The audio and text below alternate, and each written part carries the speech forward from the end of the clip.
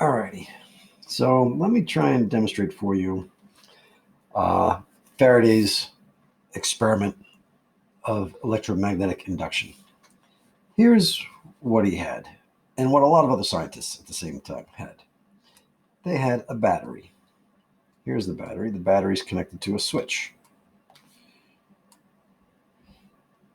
This circuit is then connected to a loop of wires, a solenoid, a whole string of loops of wires, like so. So the current, here's our positive terminal, there's our negative terminal, the current's going to leave this way, the current's going to come up this way, the current's going to come this way. Now the current's going to go, which way are we going to say the current's going to go? Current's going to go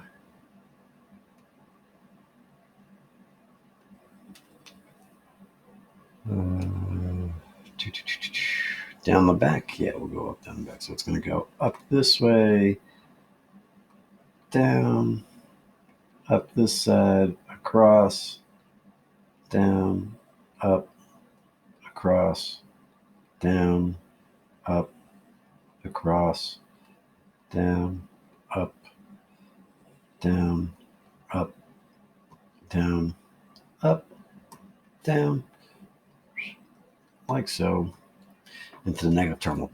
So the current's going that direction. Inside all those loops of wire, when you close the switch, inside this current and inside all these loops of wires, the current carrying wire is going to generate magnetic field. And the magnetic field in those loops of wire, whoops, that's a little too far south, too far down, in it's going to become loops of wires. So the current's going that way, right hand rule. We'll have some magnetic field. Okay, now, all this stuff, when you close a switch, you generate a magnetic field, an electromagnet. Pretty simple. You can put an iron bar in there and make a strong magnetic field, even stronger. But whatever, that's what you've got. What they did then is they took another set of wires. They took that and they wrapped another loop of wire around it. Maybe a whole bunch of them.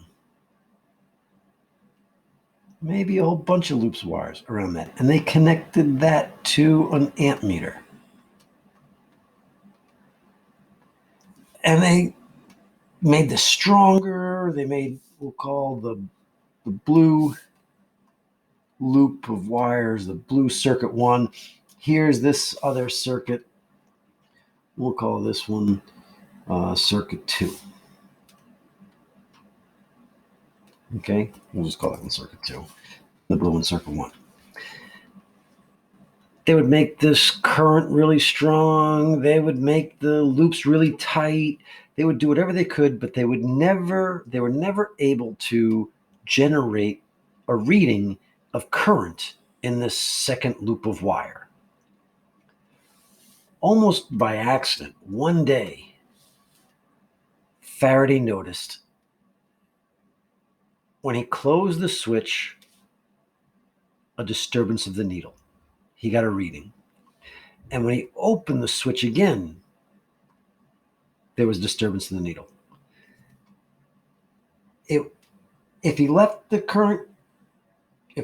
switch open, nothing happened. If he kept it closed, nothing happened. Only when it opened, the instant it opened and the instant it closed, is when he noticed a current.